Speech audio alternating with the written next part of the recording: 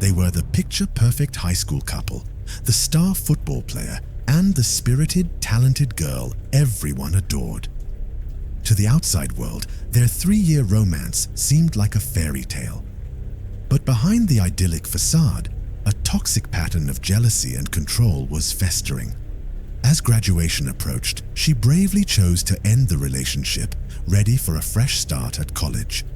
He, however, couldn't accept it. His heartbreak quickly spiraled into a dark obsession.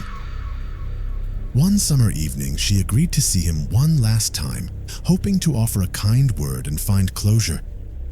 She sent a one-word text from his driveway, but she would never drive away. The next morning, her body was discovered in a marsh. What happens when young love sours into a possessive rage? And what drove a golden boy to commit an act so horrific it would shatter their small town forever? Let's dive deep into the details and explore the facts behind this tragic story. A single jarring ring shattered the late-night silence in Malcolm Astley's home. It was the kind of call that every parent instinctively dreads, a summons that pulls you from the warm comfort of sleep into the cold grip of fear. On the other end of the line, a police officer's calm, professional voice delivered the news. His daughter Lauren's car, a familiar red Jeep, had been discovered abandoned in a desolate parking lot near the city beach. The windows were down, an unsettling detail that sent a fresh wave of panic through him.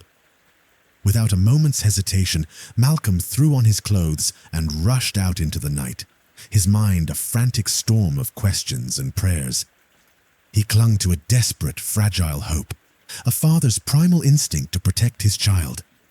If she was in trouble, if she was hurt, maybe, just maybe, he could still reach her in time. Armed with a heavy-duty torch, he arrived at the eerily quiet beach.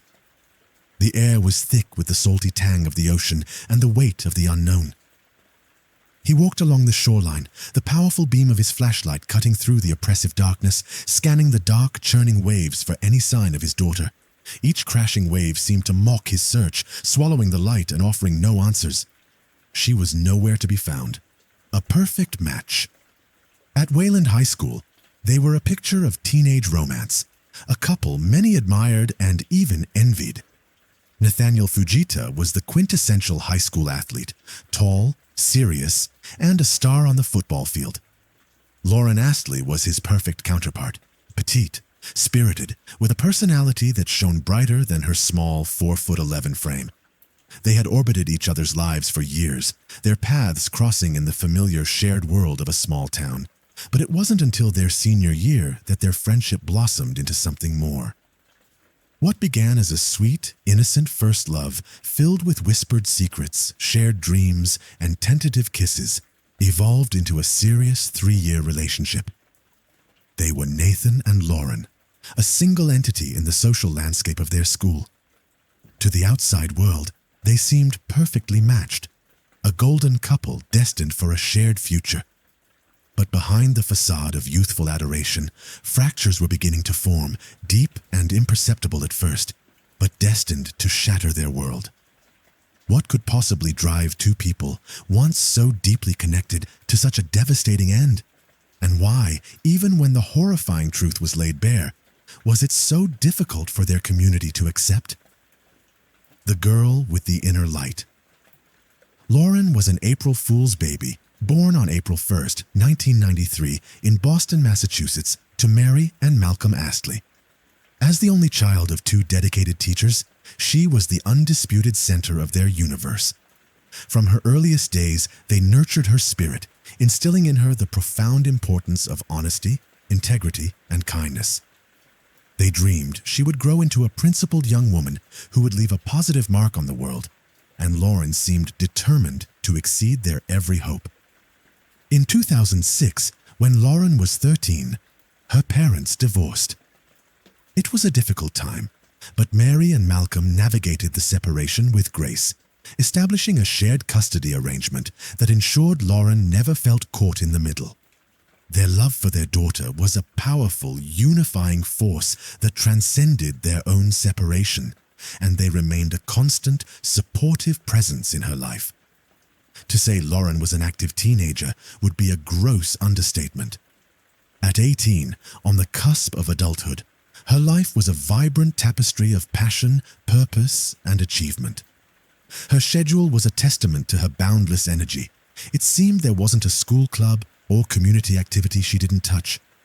She sang with an infectious joy in a music group, her voice a powerful instrument that belied her small stature. She was a fierce competitor on the tennis and soccer teams, a devoted member of the church choir, and a talented performer in the youth symphony orchestra. She spent her summers as a beloved camp counselor, and even took on the demanding lead role in a local arts center production of Annie. Her calendar was perpetually full, each day packed with commitments she embraced with enthusiasm. She had no free time because she was constantly creating, contributing, and connecting. While she stood at just 4 feet, 11 inches, her personality was colossal. Her distinct charm and vibrant energy were magnetic, making her unforgettable to everyone she met.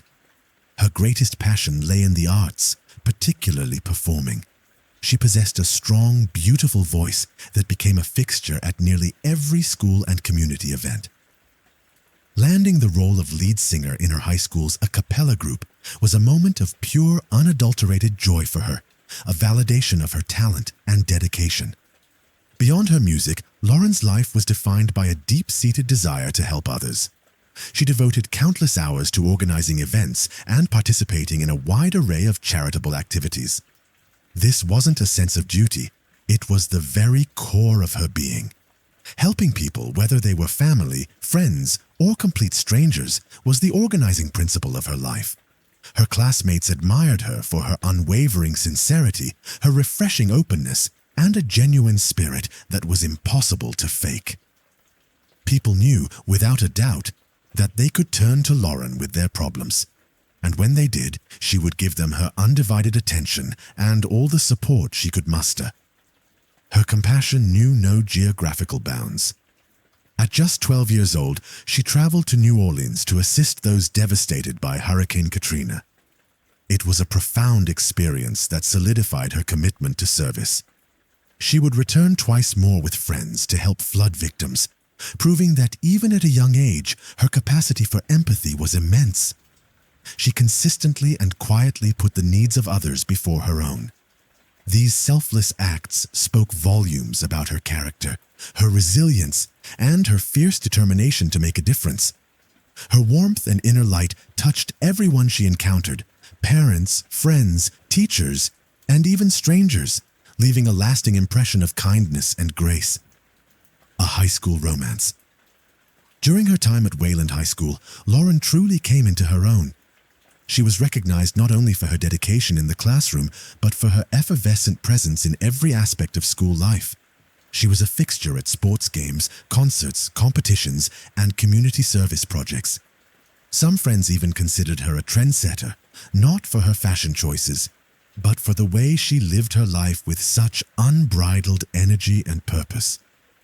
It was during this period of self-discovery that she began her first serious relationship with Nathaniel Fujita. Nathan, who also attended Wayland, had known Lauren since they were children. He was a star in his own right, the formidable wide receiver on the school's football team. His speed, height, and athletic prowess made him a local hero. He was one of the most popular students, with a legion of female admirers cheering for him from the bleachers at every game. But for all the attention he received, his heart belonged to only one person, the cheerful, lively Lauren Astley. He was the only son of Beth and Tom Fujita. His father, Tom, was a talented and well-known guitarist who also taught at Boston's prestigious Berklee College of Music. Tom's creative pursuits and musical achievements made the Fujita family stand out in the community. Theirs was a household filled with art and ambition. In 2010, Lauren, ever the diligent student, interviewed Tom for a school project, a video that was later uploaded to YouTube. Through her relationship with Nathan, she became a welcomed and familiar presence in the Fujita home, visiting so often that she was treated like a member of a family. Their parents also became acquainted, developing a friendly rapport and keeping in touch regularly. For the first 2 years, their relationship was the stuff of high school dreams. They were inseparable, spending their days playing sports, hanging out with friends, and enjoying the carefree days of youth.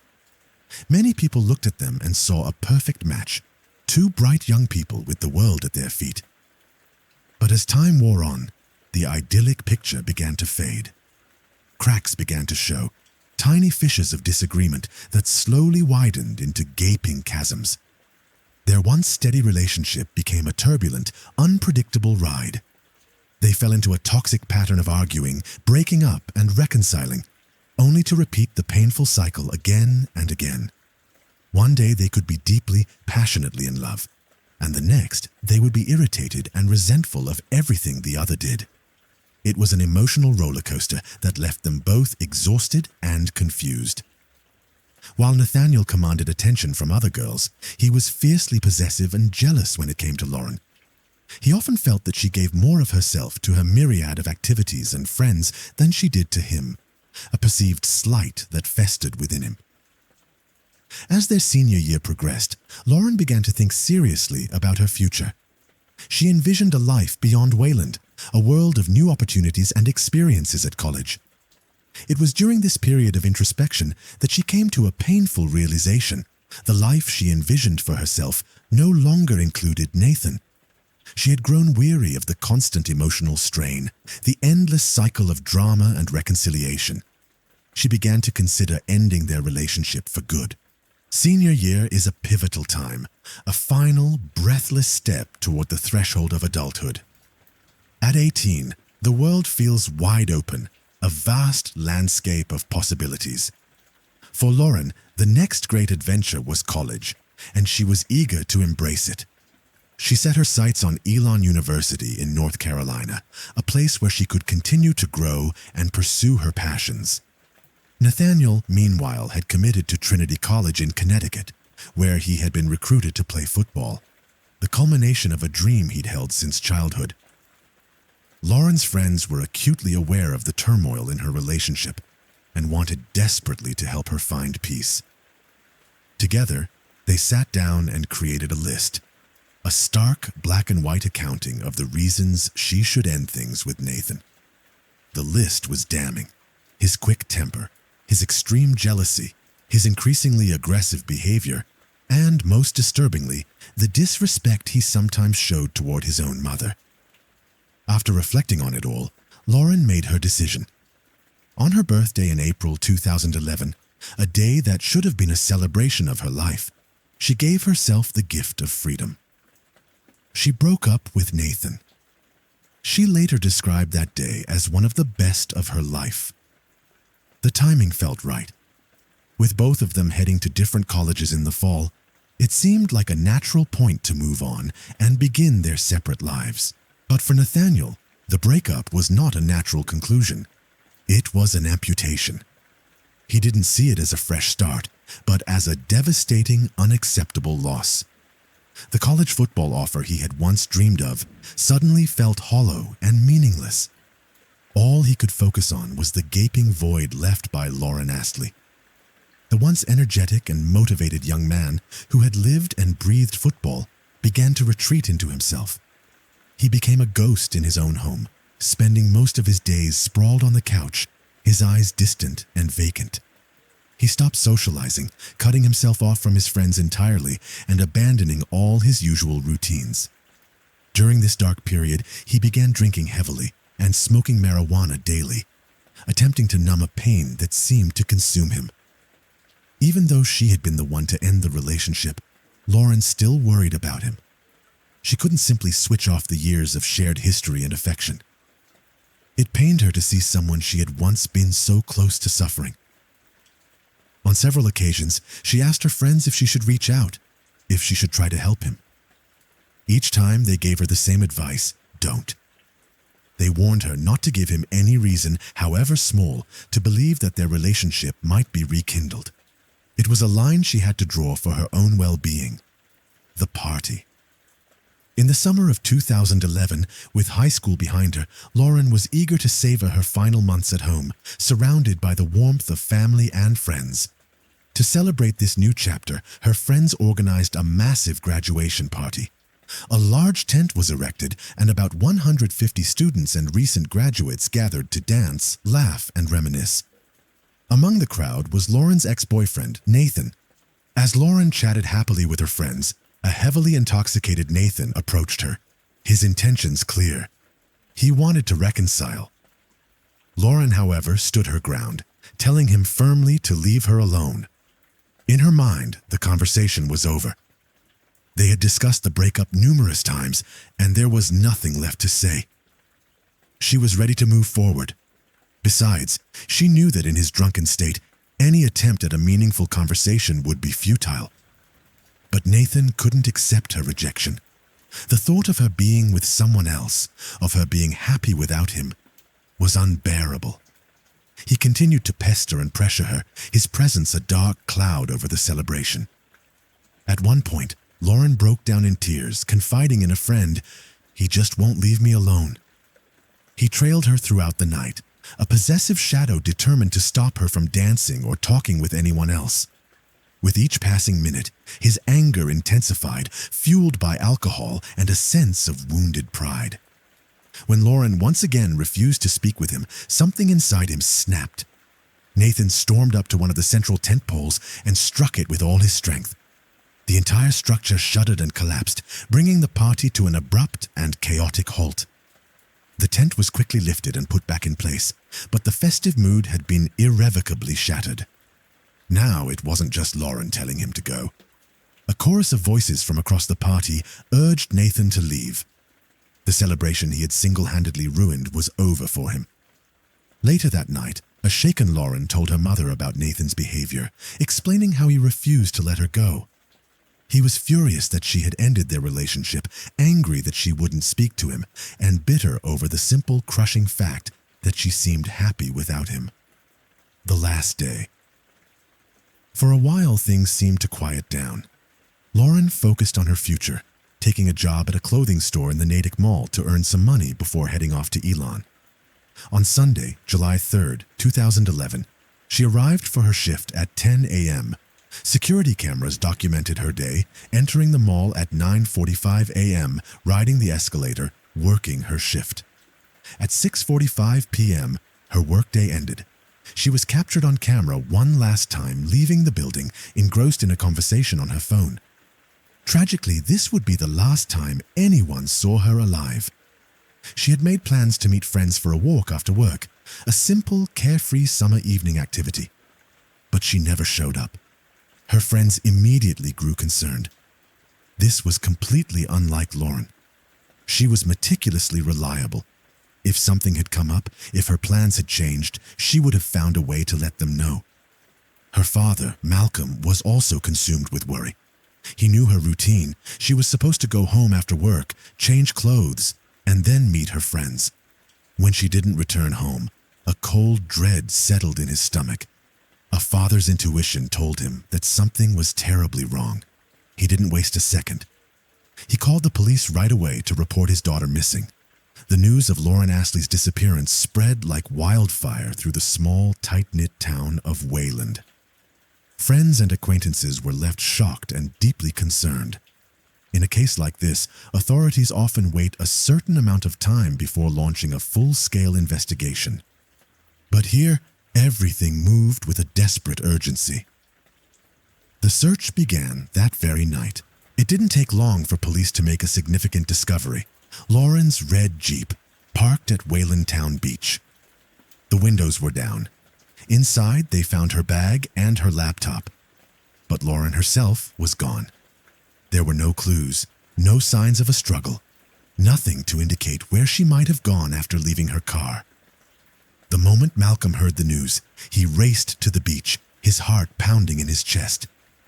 He ran straight from his vehicle to the water's edge, as if he could somehow outrun the nightmare that was unfolding. With his flashlight cutting a lonely path through the darkness, he scoured the shoreline, his voice calling her name into the unhearing night.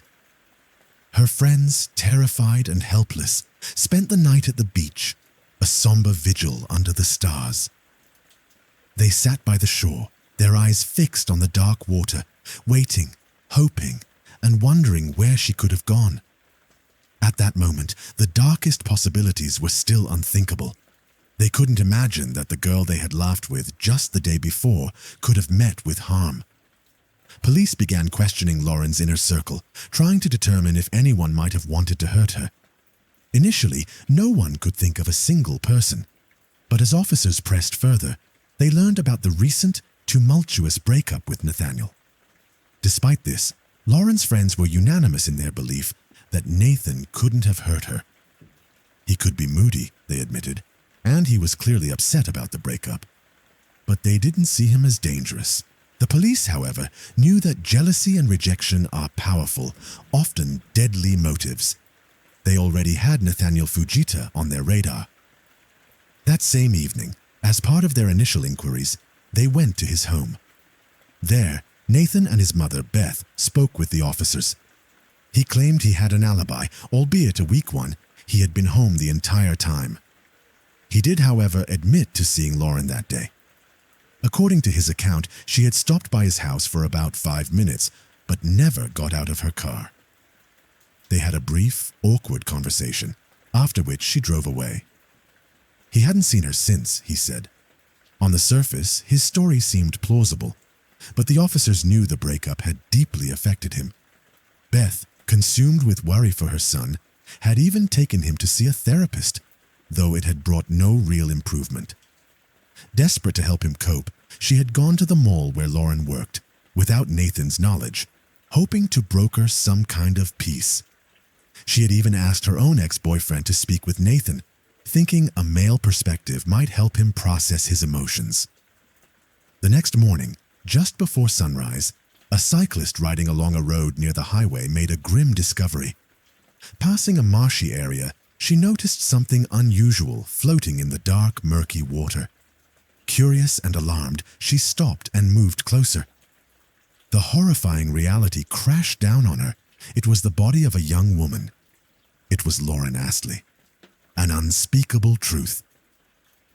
Her body was found just 5 miles from town, about 30 feet from the road, partially submerged in the swampy water.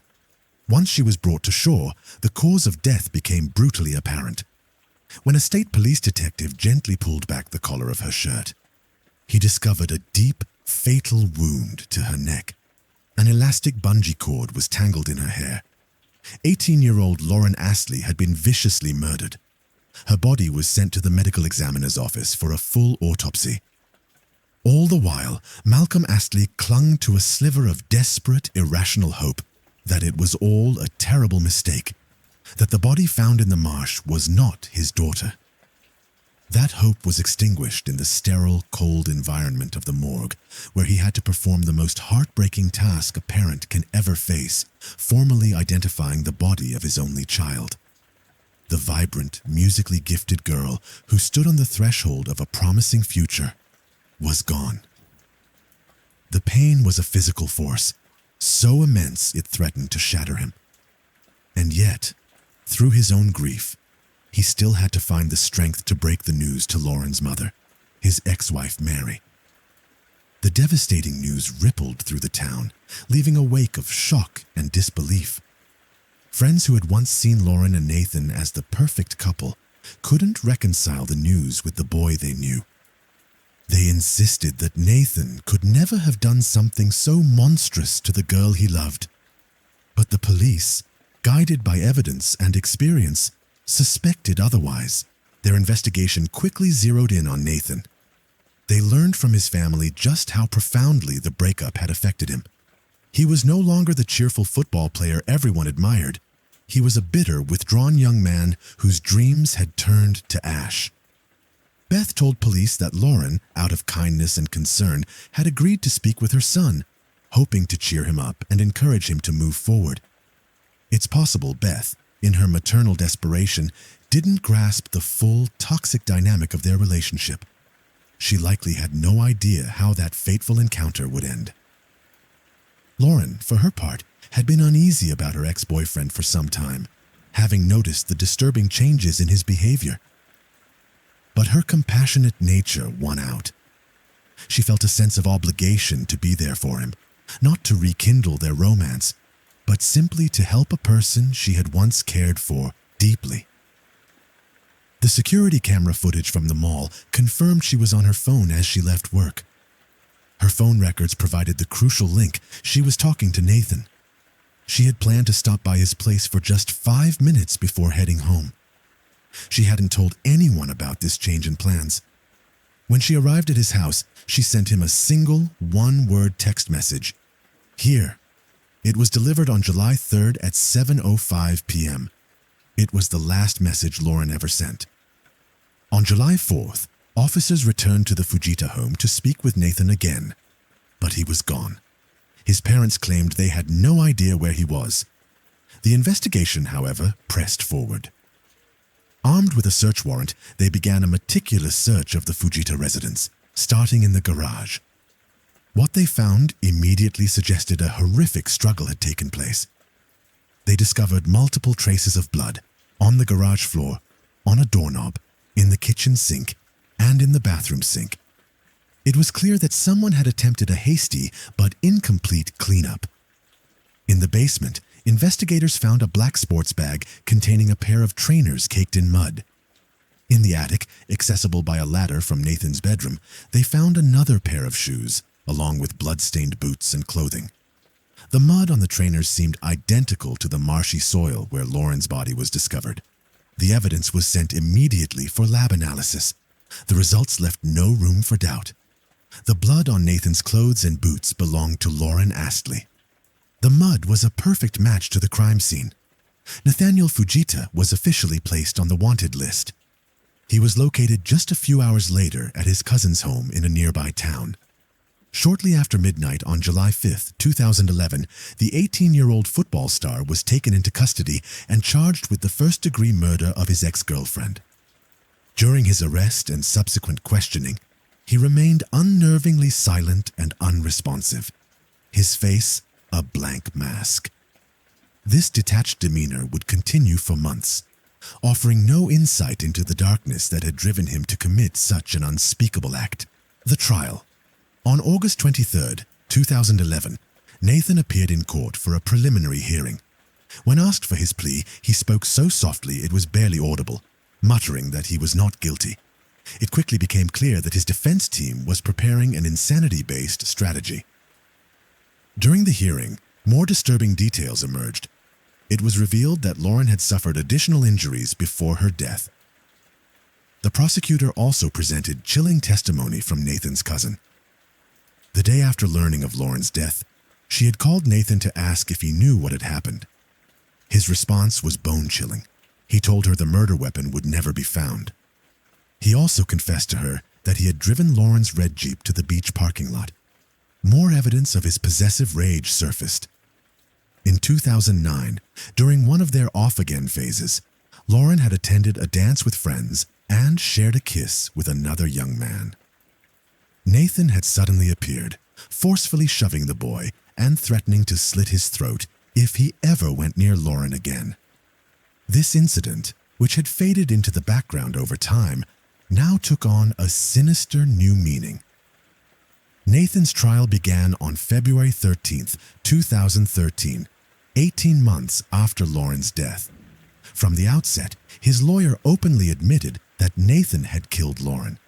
The real questions, he argued, were how and why. The defense built their entire case on the claim that Nathan was legally insane at the time of the murder. They painted a picture of a young man in the throes of a major depressive episode triggered by the breakup. They cited his diagnosis of severe clinical depression and argued that repeated head injuries from his football career may have contributed to his mental instability. According to the defense, when Lauren arrived at his home on that fateful evening, Nathan experienced a brief manic episode, a psychotic break that left him unable to understand or control his actions. They claimed that as they talked in the garage, he suddenly grabbed an elastic cord, wrapped it around Lauren's neck, and began to choke her. His body acting without conscious thought, his mind completely disconnected from the horrific reality of what he was doing. The prosecution presented a starkly different narrative. They argued that this was not a crime of sudden passion or insanity, but a calculated, premeditated act of revenge. Nathan, they contended, couldn't cope with the breakup and was determined to punish Lauren for leaving him. They presented evidence that he had called her multiple times at work that day, luring her to his house with the knowledge that his parents wouldn't be home. The autopsy revealed defensive wounds on Lauren's body, indicating she had fought fiercely for her life. The prosecution meticulously laid out the steps Nathan took after the murder to cover his tracks, removing his blood-stained clothes, walking over 4 miles to dump Lauren's car and dispose of the keys, driving her body to the marsh and attempting to clean the crime scene. These were not the actions of someone in a psychotic state, they argued, but of a calculating killer who understood exactly what he had done and was trying to get away with it. They described how, after dumping her body, he was seen driving home naked with his windows down and music blasting, a portrait of chilling indifference. The emotional peak of the trial came when the state medical examiner testified that Lauren had likely remained alive for several minutes after Nathan strangled her and slit her throat. As the grim details of his daughter's final moments were recounted, Malcolm Astley sat in silent grief. Across the courtroom, Nathan, now 20 years old, hunched forward and wept, the full weight of his actions seemingly crashing down on him for the first time. On March 7, 2013, after a full day of deliberation, the jury returned its verdict. Nathaniel Fujita was found guilty on all charges, including first-degree murder. As the sentence was about to be read, in an extraordinary act of grace and compassion, Malcolm Astley crossed the courtroom and embraced Nathan's devastated parents. He understood, in a way few could, that on that tragic July night, both families had lost a child. Nathaniel Fujita was sentenced to life in prison without the possibility of parole, a legacy of hope. In the aftermath of unimaginable loss, Lauren's parents, Mary and Malcolm, believed her death could have, and should have, been prevented. They dedicated their lives to honoring her memory by educating young people about the dangers of relationship and breakup violence. They established the Lauren Astley Memorial Foundation, a non-profit organization that promotes healthy teen relationships, the arts, and community service, all causes that were close to Lauren's vibrant heart. For years, they found a measure of peace in the finality of the verdict. But in January 2024, the Massachusetts Supreme Court overturned a law that mandated life without parole for anyone under the age of 21 at the time of their crime. This ruling has opened a new wound for Lauren's parents. They now live with the fear that this change in the law could one day allow Nathaniel Fujita, the man who so brutally extinguished their daughter's bright light, to be released from prison. They continue to fight, not for vengeance, but for justice, and to ensure that Lauren's legacy is one of prevention, education, and hope. Well, that concludes today's video. I truly hope this gave you valuable insight into some of the most overlooked cases throughout the years. If you found this helpful, please consider liking, subscribing, and turning on notifications to stay updated. Thanks again for your time and support. There's more on the way, so stay tuned.